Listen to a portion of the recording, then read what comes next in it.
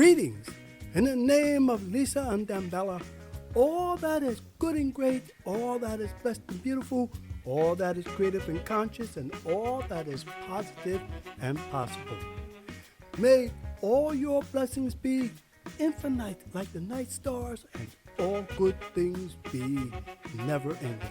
Hotep, I am Idris Olabayo Bankole, your host to Mind Vibes, Thoughts from a Curious Mind, a bi-monthly podcast series exploring and examining social phenomena then and now. Now, in this episode of Mind Vibe, I will be dealing with the kind of nostalgic experience that many in the white communities are dealing with today. And I kind of titled this The Journey to Nostalgia, Rediscovering the 1950s. Why I believe whites hold on to their past. Now, before we get started, hit the like button, subscribe, share, but most important, leave a comment. Now, Journey to Nostalgia, Rediscovering 1950s, Why I Believe Whites Hold On to Their Past. Quote unquote, nostalgia, that's what we want. The good old days. When we gave them hell, when the buck stopped somewhere and you could still buy something with it. To a time when movies was in black and white, and so was everything else. Gil Scott-Heron, B-movie. The Journey to Nostalgia, Rediscovering 1950s, Why I Believe Whites Hold On to Their Past.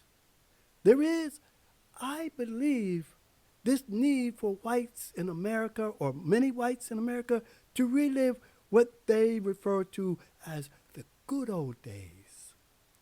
Because this is a period in time when they believe life was simpler and the living was easy. Ever since the Reagan era, we have seen this slow backward push towards and move backwards into some quote-unquote glorified episode of the American project. A time where their privilege was not challenged and their power was thought invincible.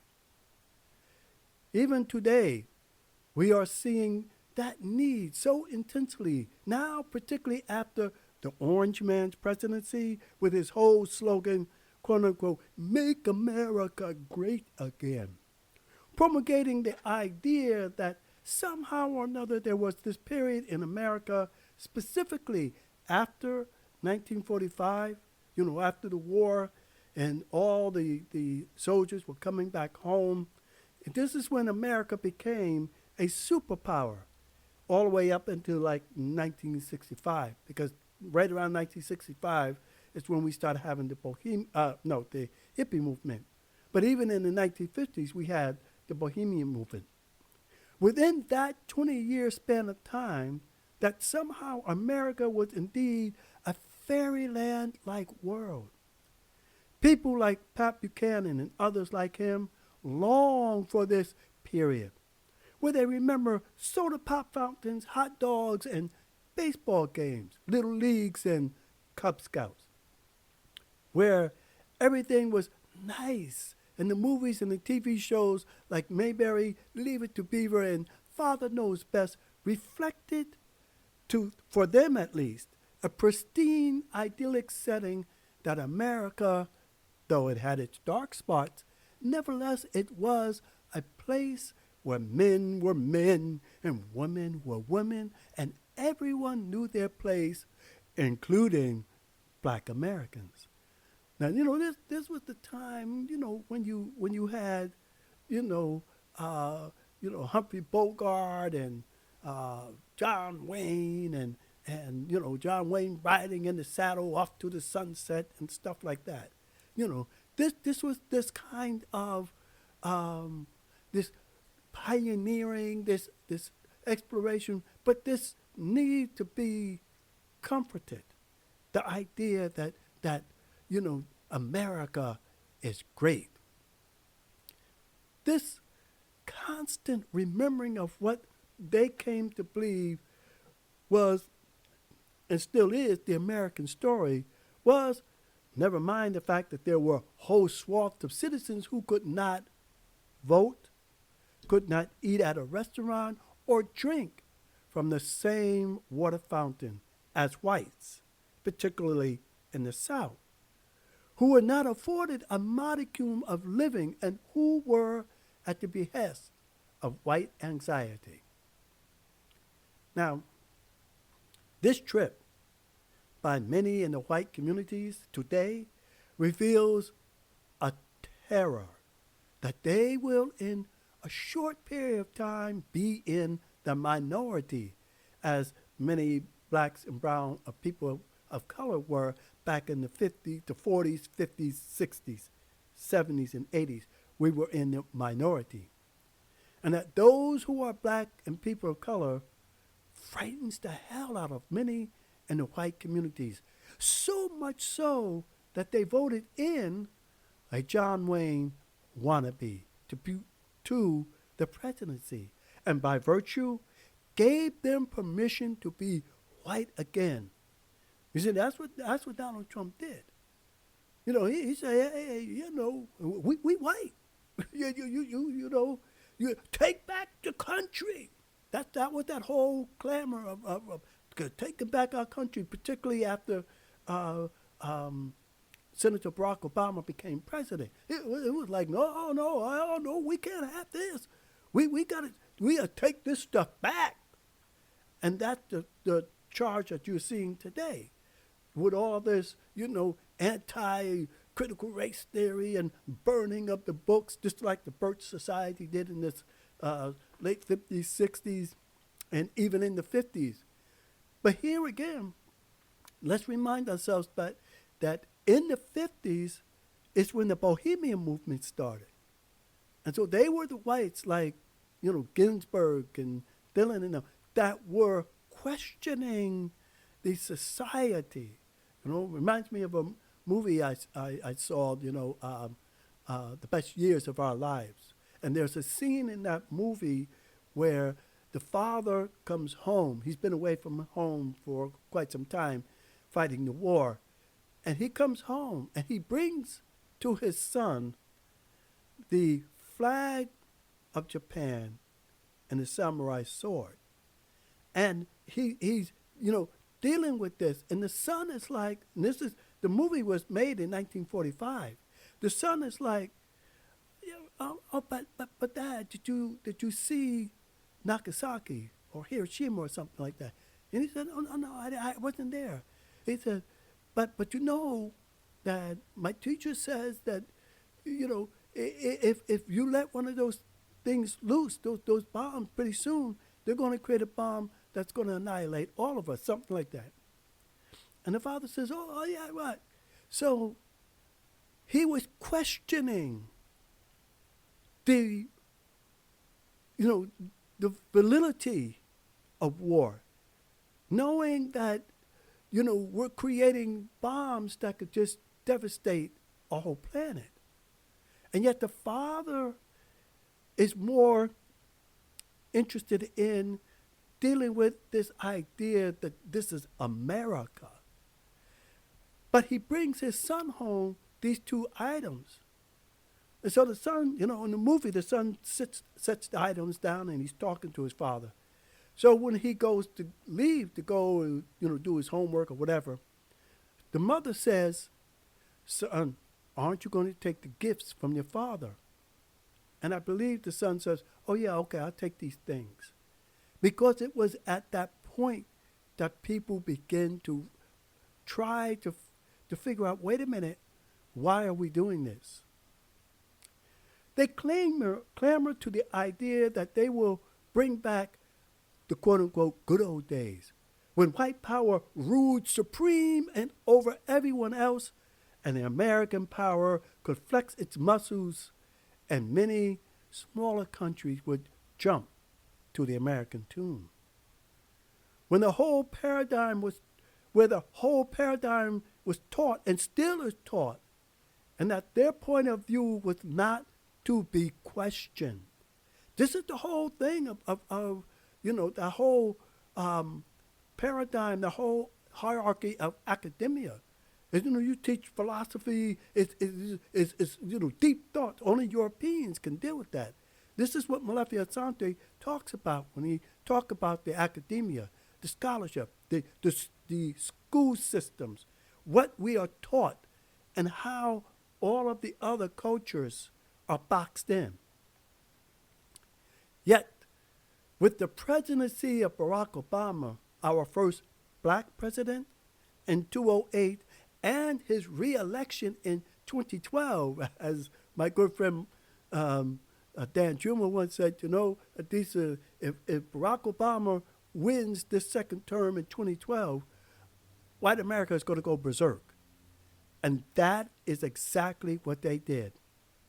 And now with our first female black vice presidency with Kamala Harris, the notion of white supremacy is being constantly and consistently challenged, putting whites for the first time into a vicarious situation where not only are they having to deal with their self-examination, but the reality that they can no longer see themselves or even be considered as godlike. So now they are having to have this journey into nostalgia, to rediscover the 1950s, a time in their history where they and they alone were supreme in every facet of the American story. Times they are a-changing. And they, along with America, no longer hold that position.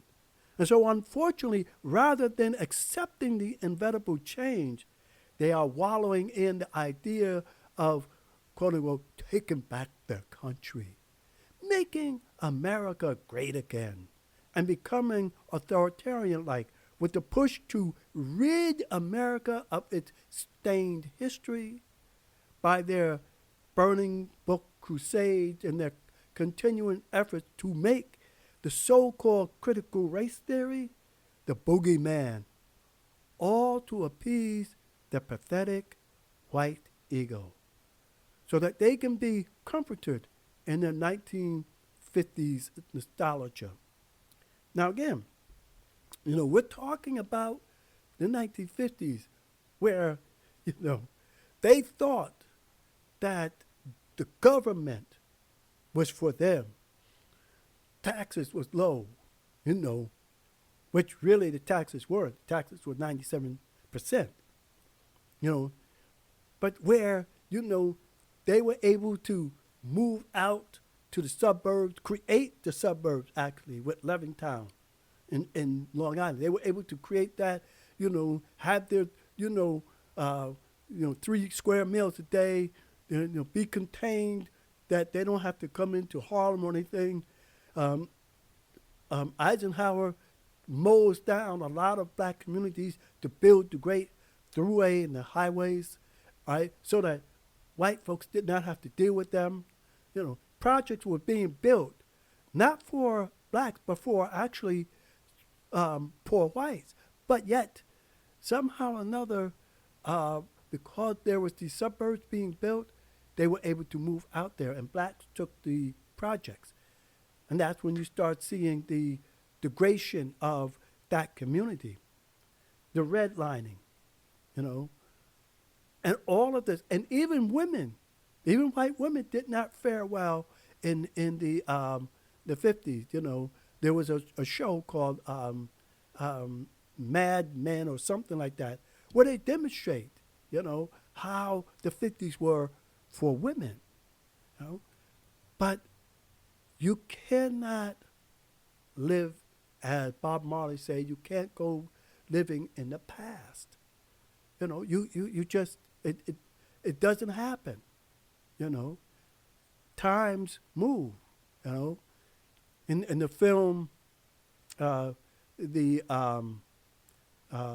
was something the Langolians or the Landeliers by Stephen King, and I think it's Stephen King, the guy who does a lot of those kind of novels like Shining and stuff that comes out of Maine.